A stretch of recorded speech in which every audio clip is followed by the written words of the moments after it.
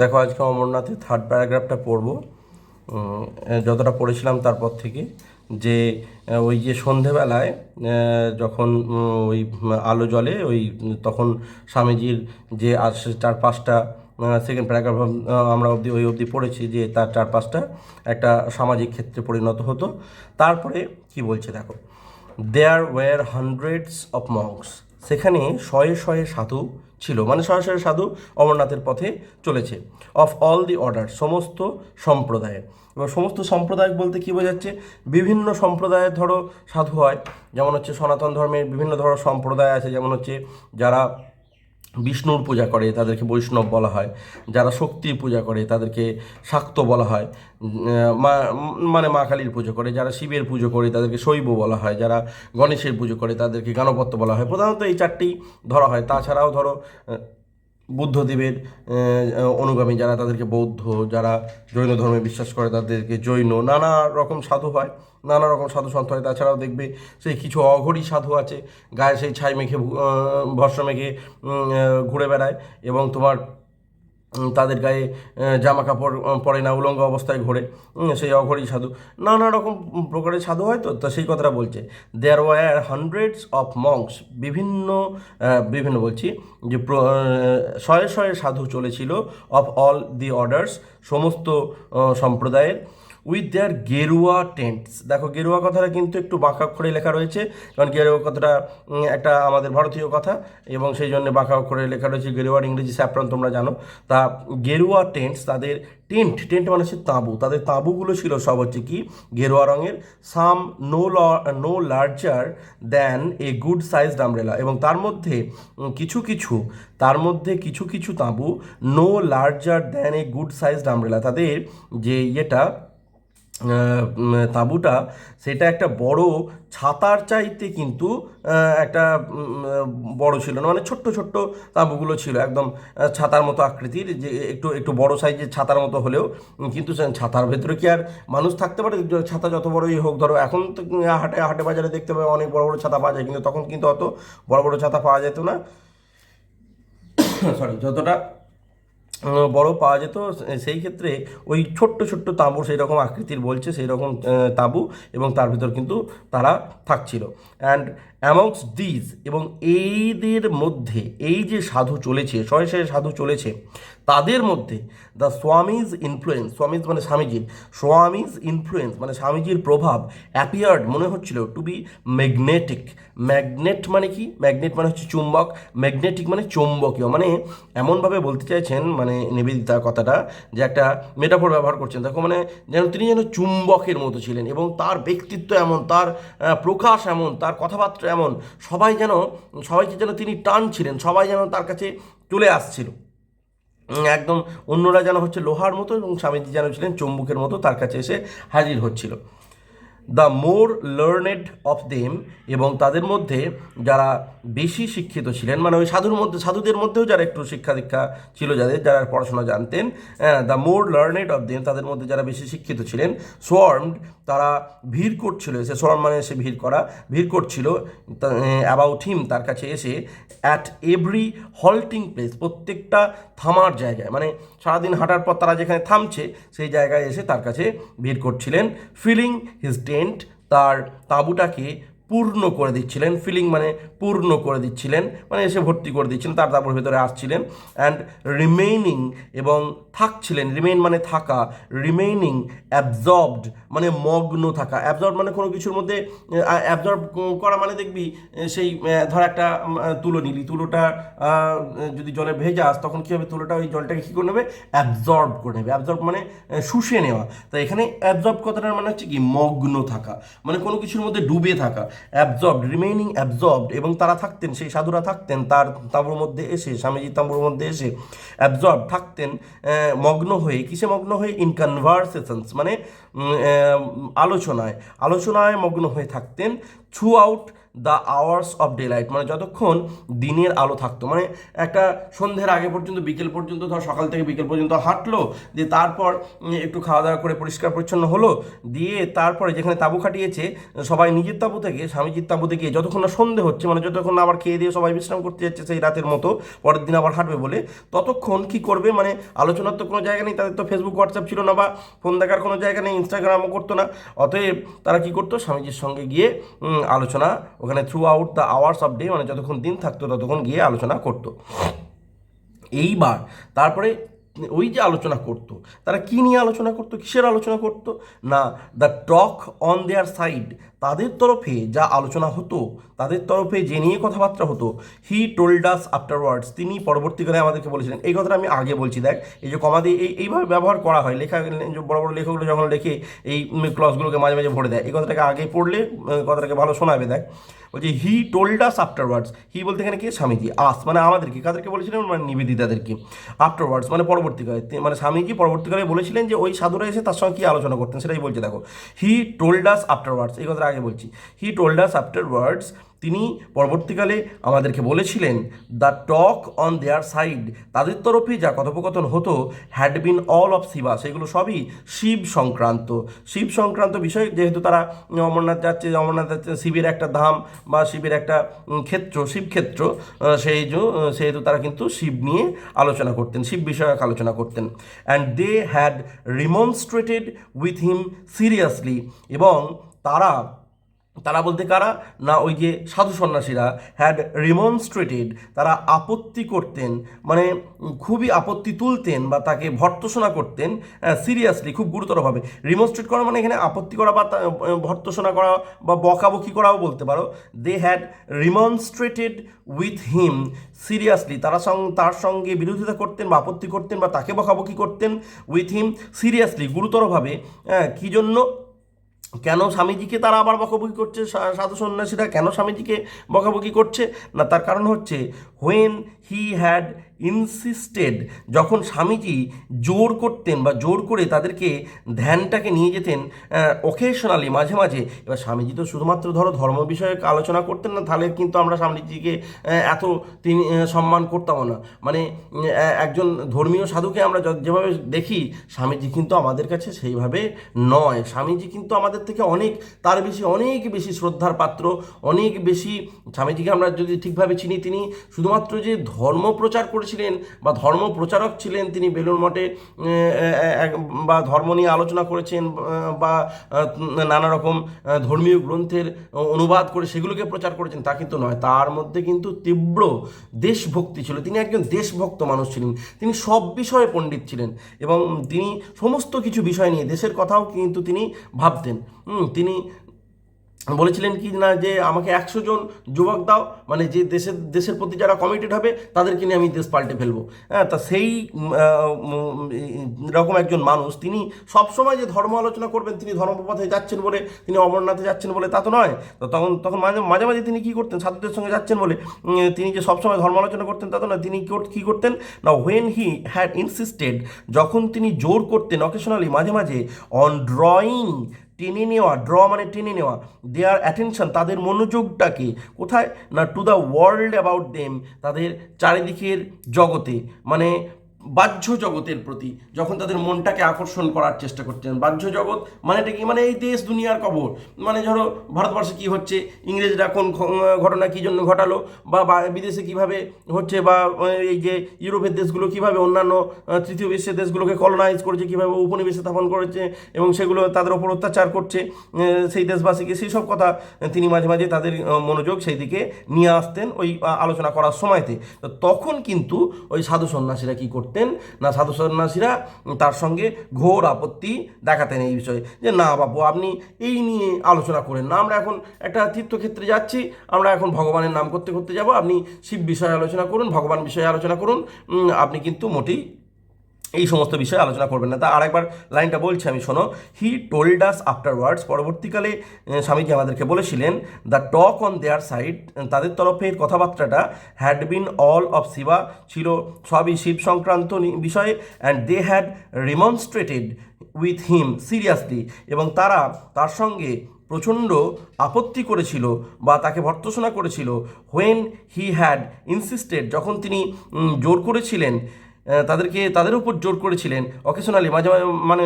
জোর করতেন মাঝে মাঝে, অকেশনালি মানে হচ্ছে মাঝে মাঝেই, অন ড্রয়িং দেয়ার অ্যাটেনশান, তাদের মনোযোগটাকে আকর্ষণ করে টেনে নিয়ে to the world about them, চারিপাশের বাহ্য জগতের খবরের প্রতি। এবং তখন তারা যুক্তি দিত কি, যে কেন এই বিষয়ে আলোচনা করবেন না। এরা কী বলতো, অন্যান্য সন্ন্যাসীরা কী বলতো, ইভেন কি যুক্তি দিত না, এটা বলতো যে ইভেন, দেখো তারপরের লাইনটা, ইভেন ফরেনার্স, এমনকি বিদেশিরাও, ফরেনার মানে কি বিদেশিরা, ইভেন ফরেনার্স এমনকি বিদেশিরাও, দে আর্স, তারা যুক্তি দিত বা তারা তোমার আগ্রহ করে বলতো, ওয়ার মেন, হ্যাঁ তারা আগ্রহ করে কি বলতো, এই কথাটা আগে বলছি, দেখো দে আর্স, তারা আগ্রহ করে বলতো, তারা যুক্তি দিয়ে বলতো, ইভেন ফরেনার্স ওয়ার মেন, যে বিদেশিরাও তো মানুষ, আপনি কেন বিদেশি নামে এসব কুৎসা করতেন, হ্যাঁ আমরা দেশিরাও যেমন মানুষ তেমনি বিদেশিরাও তো মানুষ, আপনি বিদেশিদের নামেই কুৎসা করবেন না, তারাও মানুষ।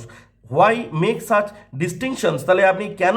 এরকম পার্থক্য করছেন, ডিস্টিংশন মানে পার্থক্য, তাহলে আপনি কেন এরকম এইরূপ পার্থক্য করছেন বিটুইন স্বদেশ অ্যান্ড বিদেশ, স্বদেশ এবং বিদেশের মধ্যে। এবার তারপরে আবার কি দেখো, হ্যাঁ তারপরে আরও একটা ঘটনা ঘটছে, সেটা এই প্যারাগ্রাফটা অপেক্ষাকৃত একটুখানি শক্ত, এবং এইখানটা বিশেষ করে এই কটা লাইন যেখানে যেটা এবার আমরা এখান থেকে পড়বো, এই কটা লাইন আর একটুখানি তোমাদেরকে একটু বোধগম্য হতে একটুখানি মাথাটা ঘামাতে হবে, একটু ভালো করে এইখানটা শুনবি কিন্তু, হ্যাঁ যে স্বদেশ বিদেশের কথা বললো সাধুরা, তারপরে আবার কি বলছে দেখো, নর could many of them understand, এবং এই সাধুদের মধ্যে অনেকেই কিন্তু বুঝতে পারতেন না দ্য ওয়ার্মথ, সেই উষ্ণতা, অফ হিজ লাভ, তার ভালোবাসার উষ্ণতার কথা, কিসের প্রতি, অ্যান্ড সিম্প্যাথি, এবং সহানুভূতির কথা, তার সহানুভূতি এবং ভালোবাসার উষ্ণতার কথা বুঝতে পারতেন না। কিসের প্রতি তার ভালোবাসা, কিসের প্রতি তার সহানুভূতি, ফর মোহামেডানিজম, মানে মুসলমান ধর্মের প্রতি, মানে হিন্দু সাধু তারা, হ্যাঁ সেই জন্য কী বলছে, যে তারা কিন্তু অনেকেই মুসলমান ধর্মের প্রতি তার সহানুভূতি এবং তার উষ্ণতার কথা কিন্তু বুঝতে পারতেন না। দ্য সেম আদার ওয়ার্ল্ডিনেস, এবার দেখো যে আধ্যাত্মিকতা, দেখো তারা তো আধ্যাত্মিক আলোচনা করছে, শিব বিষয়ক আলোচনা করছে, এবং সেই শিব বিষয়ক আলোচনার জন্য দুটো পার্থক্যটা বোঝো কিন্তু, কীরকম ব্যাপারটা বলতে চাইছে লেখিকা, যে আধ্যাত্মিকতা, যে ঈশ্বর চিন্তা, ও আদার ওয়ার্ল্ডিনেস মানে কি, আধ্যাত্মিকতা, আদার ওয়ার্ল্ড মানে কি, অন্য জগৎ মানে কি, আমাদের দেখবে দুটো কথা প্রচলিত হয়েছে, ইহজগৎ আর পরজগৎ। ইহজগৎ মানে কি আমাদের এই পৃথিবীর কর্মকাণ্ড যেগুলো, আর পরজগৎ মানে কি, যেটা দেবতা, ঈশ্বর, স্বর্গ, এই সমস্ত নিয়ে আলোচনা করা হয়, মানে পরকাল, মানে আমাদের এই যে দেহটা, মানে যে আমাদের যে নশ্বর দেহটা, সেটা অতিক্রম করার পর আমাদের যে আত্মা যেখানে যাবে বা আত্মার কি গতি হবে, সেই নিয়ে যে আলোচনা, সেটাকে পরকাল বলা হয়। তা সেই যে পরকালের আলোচনা, যা বা যে পরজগতের আলোচনা, বা যে আধ্যাত্মবাদ এখানে বলতে পারে, দ্য আদার ওয়ার্ল্ডনেস, যে আধ্যাত্মিকতা, দেখো যে আধ্যাত্মিকতা আলোচনা করার জন্য তারা বলছে কি বলছে না, আপনি স্বদেশ আর বিদেশের মধ্যে পার্থক্য করেন না, মানে ফরেনার যারা খ্রিশ্চান ধরো, হ্যাঁ যারা ফরেনার এবং যারা হিন্দু, সবাই মানুষ, আমরাও মানুষ তারাও মানুষ, অতএব তাদের আর আমাদের মধ্যে পার্থক্য করবে না। দেখো এরা কিন্তু ফরেনার বা বিদেশি, মানে বিশেষ করে বলতে পারো খ্রিশ্চান এবং হিন্দুদের মধ্যে পার্থক্য করতে মানা করছে, কিন্তু এরাই আবার দেখো স্বামীজি যখন মুসলমান ধর্মের প্রতি একটু সহানুভূতি দেখাচ্ছেন বা একটু ধরো তার ভালোবাসা দেখাচ্ছেন, মানে তিনি কিন্তু এটাতেও আমরা সর্বজন বিদিত যে তিনি কিন্তু ধর্ম মহাসভায় গিয়ে যখন বক্তৃতা দিয়েছেন, তিনি কি বলেছেন, যে আমি আমার ধর্মকে ভালোবাসি এবং সমস্ত ধর্মকে সম্মান করি, সেটা এবং সমস্ত ধর্মের প্রতি তার সম্মান ছিল, এবং সঙ্গে সঙ্গে সমস্ত ধর্ম বলতে সব ধর্মকেই বোঝায়, তার মধ্যে মুসলমান ধর্মও পড়ছে, এবং মুসলমান ধর্মের প্রতি তার যে এই সহানুভূতি, তার যে এই ভালোবাসার যে উষ্ণতা, এটা কিন্তু অনেক সাধু বুঝতে চাইতেন না। এবার কি, যে আধ্যাত্মিকতা, দেখো স্বদেশ এবং বিদেশকে তাদেরকে অভিন্ন জ্ঞান করতে, মানে স্বদেশও যা বিদেশও তাই, এটা বুঝতে সাহায্য করছে, সেই আধ্যাত্মিকতাই আবার তাদেরকে এটা বুঝতে মাথায় বাধা দিচ্ছে যে হিন্দু আর মুসলমানও এক, হিন্দু আর মুসলমান কিন্তু আলাদা নয়, সেইটা কিন্তু স্বামীজি এদেরকে বোঝাতে পারছেন না। তাকে কি বলছে, দ্য সেম আদার ওয়ার্ল্ডলিনেস, সেই একই আধ্যাত্মিকতা, দ্যাট মেড স্বদেশ অ্যান্ড বিদেশ, যেটা স্বদেশ এবং বিদেশকে করেছিল ইনডিস্টিংগুইজেবল মানে বিভেদহীন, মানে স্বদেশ এবং বিদেশকে যে আধ্যাত্মিকতা স্বদেশ এবং বিদেশকে বিভেদহীন করে তুলেছিল এই সাধুদের কাছেই, অলসো প্রিভেন্টেড, সেই আধ্যাত্মিকতায় বাধা দিয়েছিল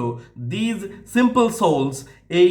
সরল অন্তঃকরণ মানুষগুলোকে, সোল মানে আত্মা, কিন্তু এখানে সিম্পল সোল বলতে ওই সাধুগুলোকে উল্লেখ করছেন নিবেদিতা, যে সিম্পল সোলস মানে সরল অন্তঃকরণ মানুষ, মানে যে মানুষগুলোর অন্তরগুলো বলছে খুব সরল, খুব সোজা সিধে সাদা। তো এই সরল অন্তঃকরণ মানুষগুলোকে বাধা দিচ্ছিল সেই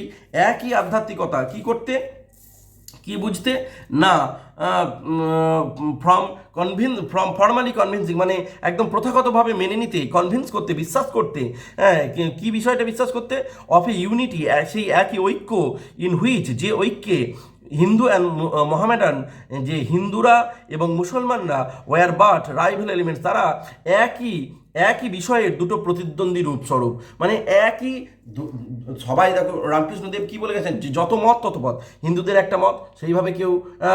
ঈশ্বরকে পেতে চায়, মুসলমানদের একটা পথ সেই পথে কেউ আল্লাহকে পেতে চায়, খ্রিস্টানদের একটা পথ সেইভাবে কেউ গডকে পেতে চায়, আসল কিন্তু আলটিমেট পাওয়ার বস্তু সেই একটাই, সেই পরমাত্মা, সেই সচ্চিদানন্দ স্বরূপ, তাকে সবাই পেতে চায়। এবং সেক্ষেত্রে পাওয়ার রাস্তা দুটো আলাদা, সেক্ষেত্রে হিন্দু এবং মোহামেডানিজম কি দুটো রাইভাল এলিমেন্ট ছাড়া আর কিছুই নয়, মানে প্রতিদ্বন্দ্বী স্বরূপ, মানে এদের আচার আচরণটা আলাদা। এরা একজন কি করে, ব্রাহ্মণ সে ঠিক রাখে, একজন মুসলমান সে তার হয়তো দাঁড়িয়ে আছে, একজন সে গেরুয়া কাপড় একজন পরে, একজন হয়তো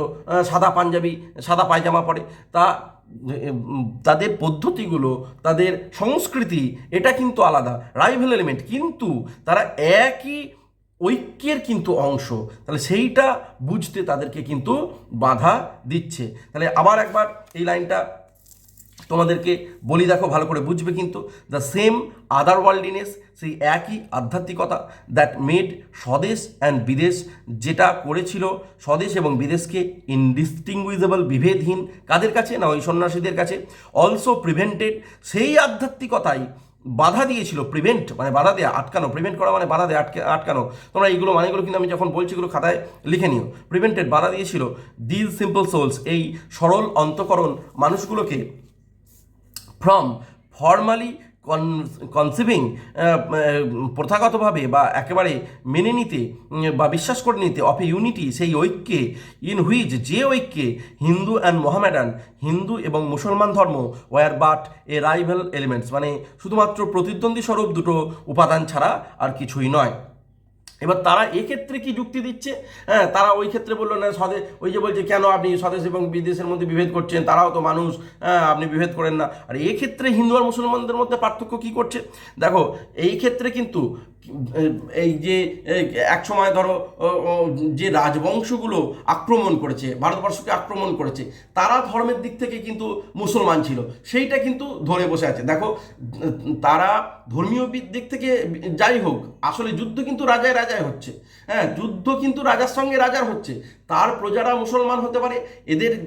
ভারতবর্ষে তখন হয়তো যে রাজারা ছিল তারা হয়তো হিন্দু হতে পারে, তাদের প্রজারা হিন্দু হতে পারে, কিন্তু সাধারণ মানুষ যারা ধর্ম পালন করছে, ধর্ম আচরণ করছে, তাদের মধ্যে কিন্তু বিভেদ কিন্তু থাকা বা থাকেও না, বা থাকা উচিতও নয়। তা সেই জিনিসটা কিন্তু তাদের মধ্যে ঢুকে গেছে। তাই একসময় যেহেতু মুসলমান রাজারা এসে ভারতবর্ষকে দখল করেছে, ভারতবর্ষের মাটিতে হিন্দু রাজাদের বা হিন্দু প্রজাদের রক্ত ঝরেছে, সেইটাকে তারা দেখাচ্ছে কিভাবে, যে দ্য সয়েল অফ পাঞ্জাব, না পাঞ্জাবের মাটি দে আর গুড, তারা যুক্তি দিত, ওয়াজ মানে তারা বলতে কারা যুক্তি দিত, মানে ওই সন্ন্যাসীগুলো, একটু এইটা প্রথমে পড়ে দিচ্ছি দেখো তাহলে ভালোভাবে, এই যে আমি বললাম মাঝে মাঝে এরকম ঢুকিয়ে দিয়েছে, দে আর গুড, তারা যুক্তি দিত, মানে সন্ন্যাসীরা যুক্তি দিয়েছিল যে দ্য সয়েল অফ পাঞ্জাব, পাঞ্জাবের মাটি ওয়াজ ড্রেঞ্চড, মানে সিঞ্চিত হয়েছে, জল ড্রেঞ্চ করা হয়েছে, জল সেচ করা, ঠিক আছে, সিঞ্চিত হয়েছে, with the blood of those, সেই মানুষগুলোর রক্তে, হু হ্যাড ডায়েড, যারা মারা গিয়েছিল, ফর দ্য ফেথ, মানে হচ্ছে বিশ্বাসের জন্য। এখানে ফেথ মানে কিন্তু এখানে ফেথ মানে কিন্তু বিশ্বাস নয়, এখানে ফেথ কথার মানে হচ্ছে তোমার ধর্ম, যারা ধর্মের জন্য প্রাণ দিয়েছিল তাদের রক্তে কিন্তু পাঞ্জাবের মাটি সিঞ্চিত হয়ে আছে বা সিক্ত হয়ে আছে, ভিজে আছে। অ্যাটলিস্ট, এবং তারা বাধ্য করেছিল, মানে এই কথা বলে তারা স্বামীজিকে কী করছে, বাধ্য করেছিল, অ্যাটলিস্ট অন্ততপক্ষে লেট হিম প্র্যাকটিস, এখানে তারা বাধ্য করেছিল স্বামীজিকে অনুশীলন করতে এ ন্যারো অর্থোডক্সি, একটা সংকীর্ণ রক্ষণশীলতা, মানে হিন্দু ধর্মের প্রতি একটা রক্ষণশীলতা বজায় রাখতে বাধ্য করেছিল, যে এখানে মুসলমান ধর্মের কথা বলবেন না, মুসলমানদেরকে ভালোবাসি সব বলবেন না, আপনি হিন্দুদের কথা বলুন, শিবের বিষয়ে কথা বলুন, ওদের কথা বলবেন না। তা এখানে কিন্তু একটা তারা স্বামীজিকে বাধ্য করেছিল একটা সংকীর্ণ, ন্যারো মানে হচ্ছে সংকীর্ণ, অর্থোডক্সি মানে রক্ষণশীলতা, মানে রক্ষণশীল কথার মানেটা কি, রক্ষণশীল মানেটা হচ্ছে যে কোনো কিছুর প্রতি গোঁড়া হওয়া, মানে ধরো আমি ধর্ম আচরণের প্রতি খুব গোঁড়া, কেউ দেখবি যারা খুব বেশি ঠাকুর ভক্ত টিকি রাখে বা মাথায় তিলক কাটে, বা ধরো কিছু মুসলমান আছেন দেখবে তারা দাড়ি রাখে না, কিছু আবার দাড়ি রাখেন, মানে ধর্ম পালনের ক্ষেত্রে তারা যে সমস্ত ধর্মের যে আচরণগুলো বা চিহ্নগুলো সেইগুলো কিন্তু তারা মেনে চলেন, সেটাকে বলা হচ্ছে কি অর্থোডক্সি বা গোঁড়ামি। এখানে খুবই গোঁড়ামি করতে বলা হয়েছিল স্বামীজিকে, একটা সংকীর্ণ গোঁড়ামির কিন্তু স্বামীজিকে এখানে অনুশীলন করতে বলা হয়েছিল। ইন আনসার টু দিস, এর উত্তরে অ্যাজ বিকেম ওয়ান হি ওয়াজ, যে তিনি যা ছিলেন, হ্যাঁ, ইনফ্যাক্ট এটা এই লাইনটা কিন্তু এই যে লাইনটা, এই লাইনটা সব থেকে শক্ত, ভালো করে কিন্তু শুনবি, এটা অনেকটা বড় লাইন। হিয়ার, এখানে অ্যাটলিস্ট অন্তত এই যে এই লাইনটা, এই আনসার টু দিসের পর থেকে এই লাইনটাকে ভালো করে শুনবে কিন্তু, যে ইন আনসার টু দিস, এর উত্তরে স্বামীজি কী করেছিলেন, হ্যাঁ সেটা দেখ, এই অ্যাজ থেকে ফিউচার পর্যন্ত, এটা আমি পরে বলছি, হ্যাঁ এটা আমি পরে বলছি, তা এটার সঙ্গে এইটা পড়লে তোরা বুঝতে পারবি। ইন আনসার টু দিসের পর থেকে দা স্বামী থেকে বলবো, ইন আনসার টু দিস, এর উত্তরে দি স্বামী, এর উত্তরে স্বামীজি মেড দোজ প্র্যাকটিক্যাল কনসেশনস, তিনি বাস্তবিকভাবেই সেই কনসেশনগুলো, সেই ছাড়ছোড়গুলো দিয়েছিলেন, তার আচরণে সেই জিনিসপত্রগুলি নিয়ে এসেছিলেন, রক্ষণশীল ভাবগুলো নিয়েছিলেন অফ দ্য মোমেন্ট, সেই মুহূর্তের জন্য, দ্যাট ওয়ার এক্সপ্রেসিভ, যেটা প্রকাশ করেছিল অফ হিজ লাভ, তার ভালোবাসা, ফর দ্য ব্রেদরেন, তার গুরু ভাইদের প্রতি, বা ওই যে সমস্ত সহ সন্ন্যাসী যাচ্ছিল, ব্রেদেন কথাটা ব্রাদার থেকে এসেছে, মানে ওই যে তার যে সহযাত্রী যে ভাই বন্ধুরা যাচ্ছিল, বা যে হিন্দু সহ সাধুর যারা যাচ্ছিল, তাদের প্রতি ভালোবাসাটাকে কিন্তু প্রকাশ করেছিল। আবার একবার লাইনটা বলছি কিন্তু, ইন আনসার টু দিস, এর উত্তরে the Swamiji made those practical কনসেশনস, তিনি একদম খুব প্র্যাকটিক্যাল, মানে খুব একদম ব্যবহারিক কিছু ছাড় এনেছিলেন নিজের আচরণের মধ্যে, অফ দ্য মোমেন্ট, সেই মুহূর্তের জন্য, দ্যাট ওয়ার এক্সপ্রেসিভ, যেটা প্রকাশ করেছিল, এক্সপ্রেস মানে প্রকাশ করা, দ্যাট ওয়ার এক্সপ্রেসিভ, যেটা প্রকাশ করেছিল অফ হিজ লাভ, তার ভালোবাসা, ফর দ্য ব্রেদরেন, তার গুরু ভাইদের প্রতি, বা তার ধর্ম ভাইদের প্রতি, বা ওই যে সাধু সন্ন্যাসীগুলির প্রতি, অ্যান্ড ড্রোভ হিজ প্রিন্সিপালস, এবং এর ফলে তার যে মূল নীতিগুলো, হোম, সেগুলোও কিন্তু গ্রথিত, এখানে হোম মানে এখানে গ্রথিত হয়ে গিয়েছিল টু দেয়ার মাইন্ডস, মানে তাদের মনেতে, যে তিনি যে আসলে কিন্তু কেমন মানুষ, তিনি আসলে যে একজন গোঁড়া হিন্দু নন, তিনি যে সর্বধর্মের প্রতি সদয় এবং সব ধর্মকে সম্মান করেন, সেই কথাগুলিও কিন্তু তিনি কিন্তু তাদেরকে ভালো করে বুঝিয়ে দেন। ড্রোভ হিজ প্রিন্সিপালস, তার মূল নীতিগুলি, মানে যে নীতিতে তিনি, যে আদর্শে তিনি বিশ্বাস করতেন, অ্যান্ড ড্রোভ হিজ প্রিন্সিপালস, এবং এই আচরণে তার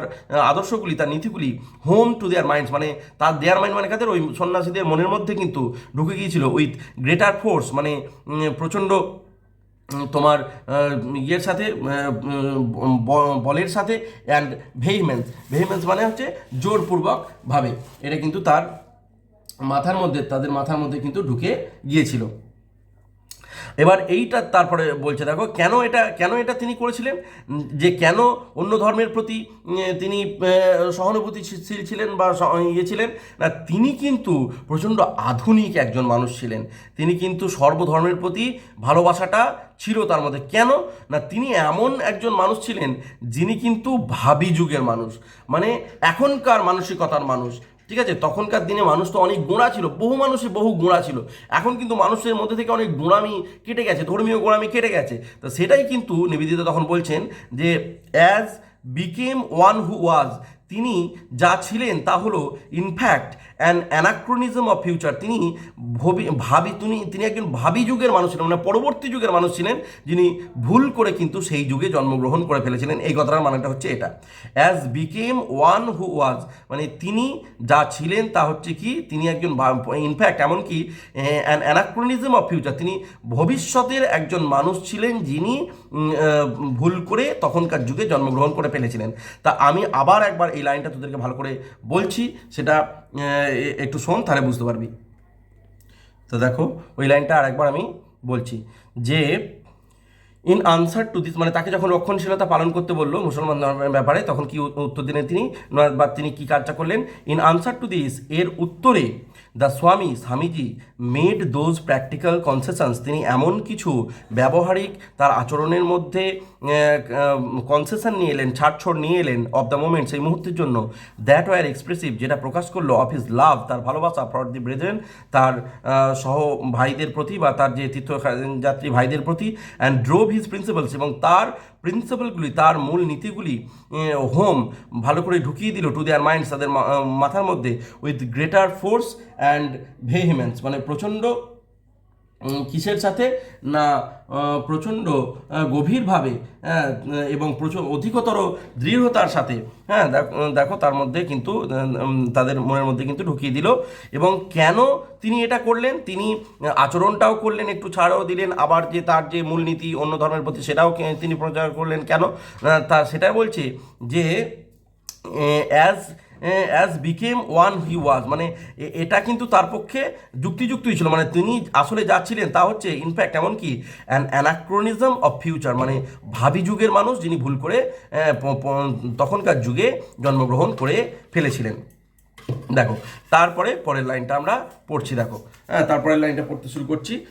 বাট কিন্তু as he told the tale of his warm discussions, কিন্তু যখন তিনি তার এই আন্তরিক আলোচনাগুলো করছিলেন, দ্য ফরেন মাইন্ডস, এবং সেখানে দেখো শুধুমাত্র সাধু সন্ন্যাসী নেই, কিছু ফরেনার, কিছু বিদেশিরাও কিন্তু সেখানে ছিল। তা সেই বিদেশিরা কিন্তু, সেই ফরেন মাইন্ডস, সেই বিদেশিরা কিন্তু কুড নট হেল্প, হ্যাঁ, উইথ সাম অ্যামিউজমেন্ট, মানে কিছু মজা না পেয়ে থাকতে পারলেন না, হ্যাঁ, উইথ নাথিং দ্য প্যারাডক্স। এবার ওই যে আচরণ, তার মধ্যে তো স্ববিরোধিতা থেকে গেল। দেখো হ্যাঁ, এই যে তারা যাত্রায় যাচ্ছে, সেই যাত্রায় তাদের সঙ্গীকে, না একজন হচ্ছে স্টেট অফিসার, হ্যাঁ সেই স্টেট অফিসারকে, না সেই স্টেট অফিসার একজন মুসলমান,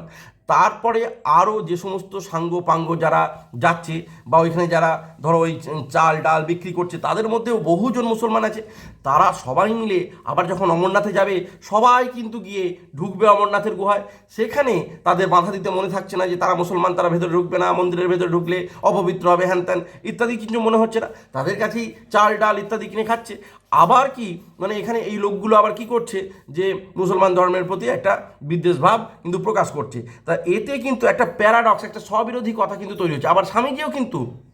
এই যে বলছে মুসলমান ধর্মের প্রতি তার স্নেহ আছে, ভালোবাসা আছে, আবার গুরু ভাইদের কথা অনুযায়ী তিনিও কিন্তু আবার মুসলমানদের থেকে দূরে দূরে থাকার চেষ্টা করছেন, বা মুসলমানদের কথা বলছেন না, তাদের প্রতি ভালোবাসার কথা বলছেন না। তাহলে এই যে কাজ, এই কাজটা একটা স্ববিরোধিতা হয়ে যাচ্ছে, মানে একই লোকের মুখে দুরকম কথা হয়ে যাচ্ছে, মানে দুমুখোমুখি হয়ে যাচ্ছে। তা সেইটা কিন্তু ওই যে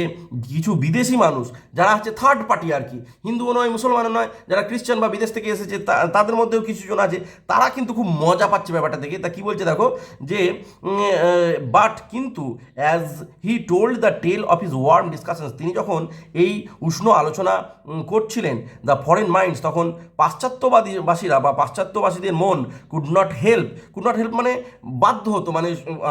হাসি পেয়ে যেত, বাধ্য হয়ে হাসি পেত, উইথ সাম অ্যামিউজমেন্ট, কিছু কৌতুক না পেয়ে থাকতেন না। নাথিং, কেন না nothing the paradox of the তহসিলদার himself, কারণ এর বিরোধী ব্যাপারটা ছিল, প্যারাডক্স মানে স্ববিরোধিতা, হ্যাঁ স্ববিরোধী ব্যাপারটা ছিল দ্যাট দ্য তহসিলদার হিমসেলফ, যে তহসিলদার নিজে, অ্যান্ড মেনি অফিসার্স, এবং অনেক অফিসাররা, অ্যান্ড সার্ভেন্টস এবং চাকর বাকরেরা অফ দি পিলগ্রিমেজ, এই তীর্থযাত্রার, হ্যাড বিন মুসলমান, তারা ছিল মুসলমান, and no one had dreamed, এবং কেউই কল্পনাও করেনি, স্বপ্নও দেখেনি, অফ অবজেক্টিং মানে বিরোধিতা করার, to their entering the cave, তাদের ওই অমরনাথের গুহায় প্রবেশ করার, উইথ দ্য হিন্দু ওয়ার্শিপার্স, হিন্দু তীর্থযাত্রীদের সাথে বা পূজা করবে যারা ভক্তদের সাথে ওয়ার্শিপার মানে এখানে ভক্ত বলতে পারো, ভক্তদের ওয়ার্শিপ করা মানে পূজা করা, তাহলে ওয়ার্শিপ যারা করে, যারা পূজা করে তাদেরকে ভক্ত বলতে পারো, হিন্দু ভক্তদের সাথে on the ultimate arrival of the shrine, মানে যখন আলটিমেটলি মানে অবশেষে একদম তারা গিয়ে পৌঁছবে অ্যাট দ্য শ্রাইন, শ্রাইন মানে মন্দির, মন্দিরে গিয়ে যখন তারা পৌঁছবে, সেখানে পৌঁছানোর পর এই হিন্দু ভক্তদের সঙ্গে মুসলমানরাও যখন ঢুকবে, তাতে অবজেক্ট করার বা তাতে অবজেকশন দেখানোর, তাদের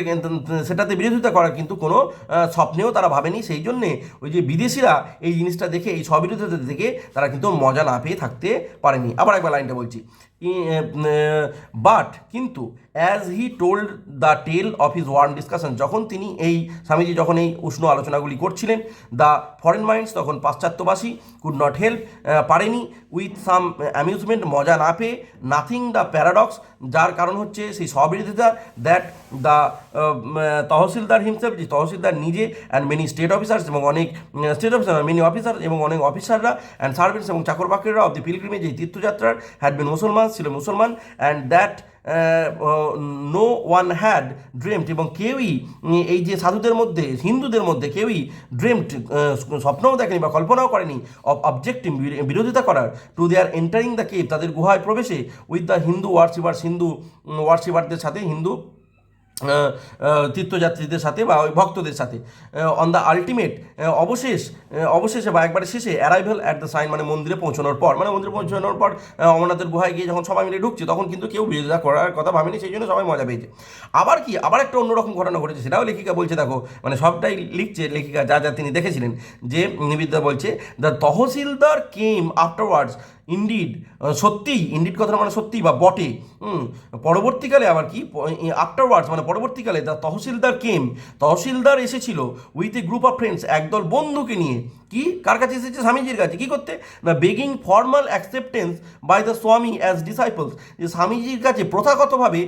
দীক্ষা নিতে এবং শিষ্যত্ব গ্রহণ করতে, ডিসাইপলস মানে কি শিষ্য। তাহলে কি বলছে দেখো, তহসিলদার আবার কি পরবর্তীকালে সে একজন মুসলমান হওয়া সত্ত্বেও সে স্বামীজির কাছে প্রথাগতভাবে দীক্ষা নিতে এসেছে শিষ্য হিসাবে, ডিসাইপল হিসাবে, অ্যান্ড ইন দিস, এবং এর মধ্যেও কিন্তু no one seemed to find anything incongruous or surprising, এবং এই ঘটনার মধ্যেও কিন্তু কেউ কিন্তু কি কোনো বিসদৃশ্য ব্যাপার, ইনকনগ্রুয়াস মানে হচ্ছে বিসদৃশ্য ব্যাপার, মানে যেটা সাধারণ ঘটনা তার উল্টো ব্যাপার আর কি, বিসদৃশ্য ব্যাপার অর সারপ্রাইজিং বা অবাক করা কিছু কিন্তু দেখতে পাইনি। তাহলে একজন মুসলমান সম্পর্কে এই ধরনের যারা ধারণা পোষণ করে আছে, যা না ওরা অন্য ধর্মের মানুষ, আমার মতো নয়, ওরা অন্য কিছু আলোচনা করে, অন্য কিছু সংস্কৃতি নিয়ে বাঁচে, আমরা সেরকম করব না, সেরকম ভাবা মানুষগুলোই আবার সেই তহসিলদার, যে একজন নিজে মুসলমান, তার বন্ধুদের সঙ্গে স্বামীজির কাছে যখন দীক্ষা নিতে আসছে শিষ্য হিসেবে, তখন কিন্তু তার মধ্যে কিছু বিসদৃশ্য ব্যাপার বা কিছু অবাক করা ব্যাপার খুঁজে পাচ্ছে না বা দেখতে পাচ্ছে না। তা এই হচ্ছে তোমাদের থার্ড প্যারাগ্রাফ, অমরনাথ যে লেখাটা নিবেদিতার, তার থার্ড প্যারাগ্রাফ। এইটা একটু অপেক্ষাকৃত শক্ত, ওই জন্য সময়টা লাগলো। তোমরা খুব ধৈর্য ধরে এরা শুনবে, পড়বে, দেখে নেবে, মানেগুলো লিখে নেবে, এবং পরের দিনকে আবার আমরা তার পরের প্যারাগ্রাফগুলো পড়ার চেষ্টা করব। আজকের মতো টাটা।